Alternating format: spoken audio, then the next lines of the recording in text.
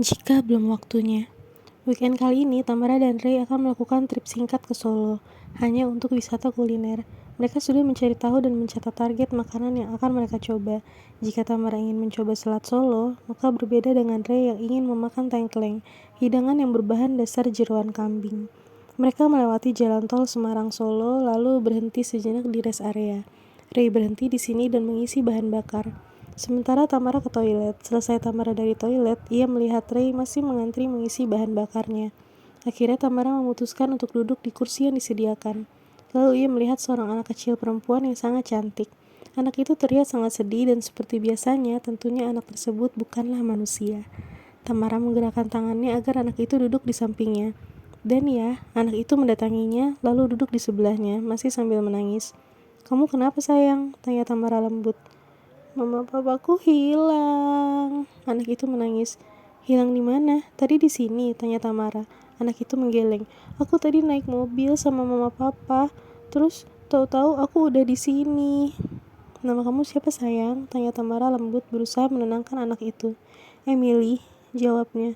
"Nama yang cantik, secantik anak ini," batin Tamara. "Emily umur berapa?" 9 tahun, jawab Emily. Tamara pun mengangguk. Emily tahu alamat Emily di mana. Di sini Tamara agak ragu, karena biasanya anak kecil tidak bisa menyebutkan alamat rumahnya.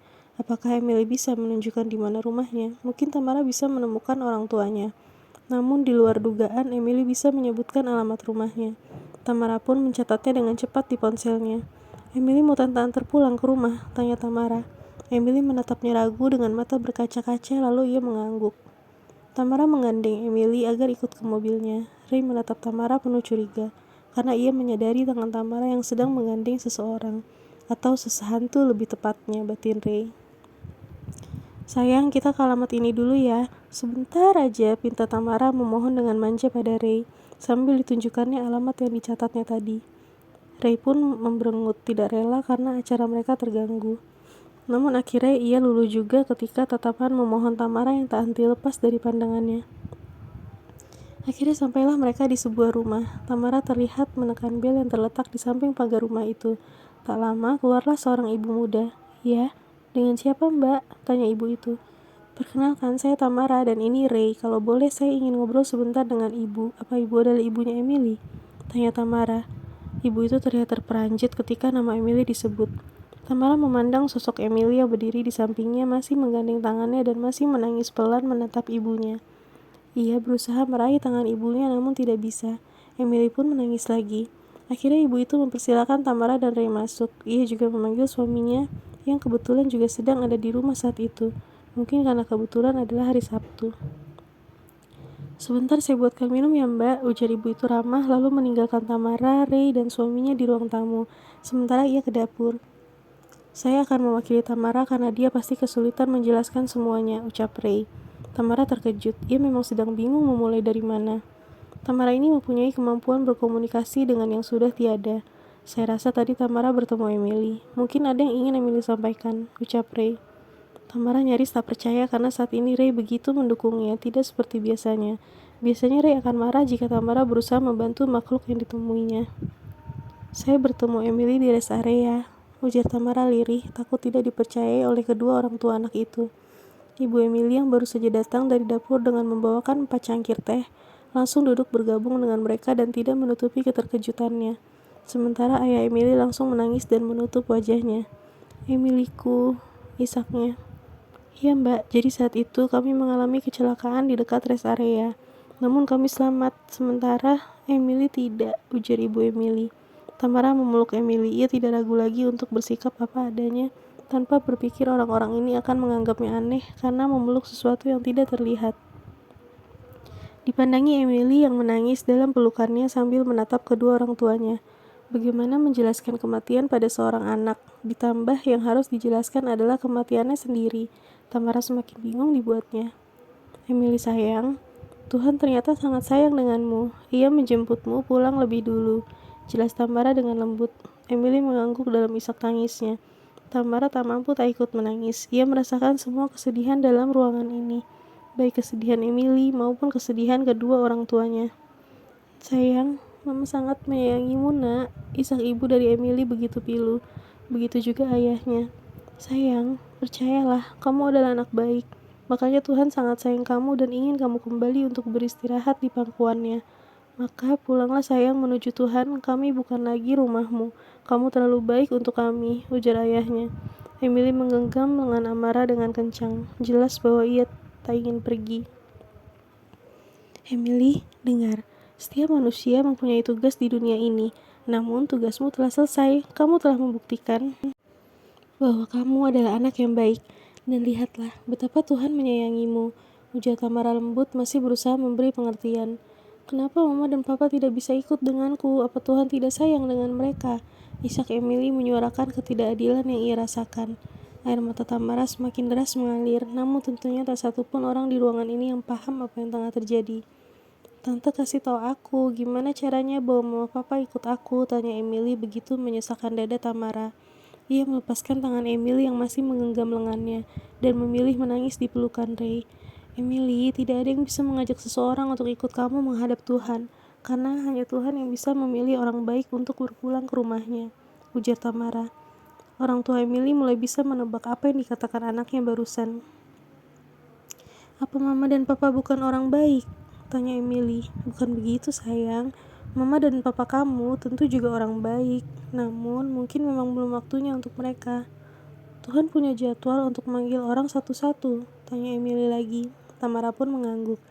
Ya, semacam itu sayang. Tuhan sudah punya rencana sendiri di waktu yang telah ia pilih untuk memanggil umatnya pulang satu persatu. Tapi aku kesepian. Aku cuma bisa berdiam diri di tempat kami kecil. Omongan Emily terhenti tiba-tiba. No, Tuhan bukan menyayangiku, tapi aku mati ya tante. Aku mati, makanya aku gak bisa pulang ke rumahku sendiri. Makanya aku gak bisa sentuh mama. Emily menangis lagi. Ia baru menyadari kematiannya. Sayang, kematian itu tidak selamanya buruk. Itu adalah tanda bahwa tugas kita di dunia sudah usai dan saatnya kembali pada Tuhan, ujar Tamara. Emily beringsut kembali ke pelukan Tamara, lalu ia bergerak sedikit untuk menyentuh pipi kedua orang tuanya bergantian. Aku udah bikin Mama dan Papa sedih ya, tanyanya ke arah orang tuanya yang tentu saja tidak dapat mereka dengar. Iya, perpisahan pasti akan menyisakan kesedihan sayang, namun jika kamu ikhlas dan pergi dengan tenang, maka tangis itu akan berubah jadi tangis bahagia, percayalah, karena rumah Tuhan adalah tempat terbaik untuk berpulang. Emily memeluk orang tuanya bergantian, dan tiba-tiba saja ibunya bisa merasakan pelukan Emily. Emily, apa ini kamu nak? Ibu Emily bisa merasakan tubuh anaknya itu berada dalam pelukannya dan memeluknya. Namun ia tidak bisa melihat apapun. Ia berusaha menebak di mana kepala Emily dan membelai rambutnya. Sayang, beristirahatlah. Mama dan Papa gak akan sedih. Kami akan mendoakanmu selalu supaya kamu selalu ada dalam kedamaian bersama Tuhan, ujar Mama Emily tersebut. Emily pun tersenyum, menatapnya. Kini ia bergeser dan memeluk ayahnya. Keajaiban terjadi lagi. Ayahnya dapat merasakan tubuh anaknya yang tengah memeluknya. Namun, seperti halnya ibunya, ayahnya juga tidak dapat melihat sosok Emily. Namun, sosok Emily dapat merasakan dan pecahlah tangis mereka. Maafkan kami, Emily. Mungkin masih ada tugas yang harus kami selesaikan di dunia ini. Kamu pulanglah lebih dahulu. Istirahatlah dengan tenang di rumah Tuhan, sayang, ujar ayahnya. Emily menghampiri Tamara dan menggenggam jemari Tamara. Tante, sepertinya sekarang aku udah siap pergi. Aku percaya Mama dan Papa tetap sayang aku dan gak akan melupakanku. Makasih Tante, aku bisa peluk mereka walau sebentar.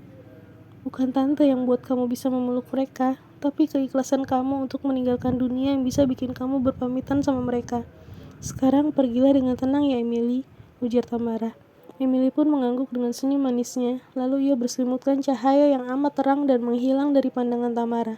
Tamara terkejut bahwa ia bisa membantu proses pamit seseorang seperti Emily, hingga bisa memeluk orang tuanya yang masih ada di dunia. Tentu itu bukan perkara mudah. Namun ternyata itu dapat terjadi justru ketika orang tuanya mengikhlaskan kepergian Emily dan menghapus rasa bersalah mereka selama ini. Karena justru Emily yang tewas dalam kecelakaan tersebut. Dan juga karena Emily dapat diberi pemahaman bahwa ia meninggalkan dunia justru karena Tuhan lebih menyayanginya. Lalu Emily merasa ikhlas untuk pergi. Tamara menghapus sisa-sisa air matanya. Maafkan saya jika buat Anda berdua sedih. Saya hanya kasihan pada Emily yang tertahan di sini dan tidak bisa pergi ke tempat yang seharusnya, ucap Tamara. Kedua orang tua Emily mengangguk paham. Anda luar biasa sampai bisa membuat kami merasakan pelukan Emily, ujar Ibu Emily sambil menghapus sisa-sisa air matanya. Saya hanya membantu dia ikhlas untuk pergi. Baru hal itu bisa terjadi. Pasti ia benar-benar anak yang baik karena ini juga pengalaman pertama saya bisa melihat sosok seperti Emily melakukan kontak fisik. Jelas Tamara berbicara apa adanya. Ray mengusap kepala Tamara dan tersenyum bangga pada kekasihnya. Kali ini ia ikut menyaksikan bagaimana Tamara membantu memberi penjelasan pada sosok anak kecil itu untuk meninggalkan dunia ke tempat yang seharusnya. Bahkan Ray pun ikut terharu. Tamara memang begitu baik.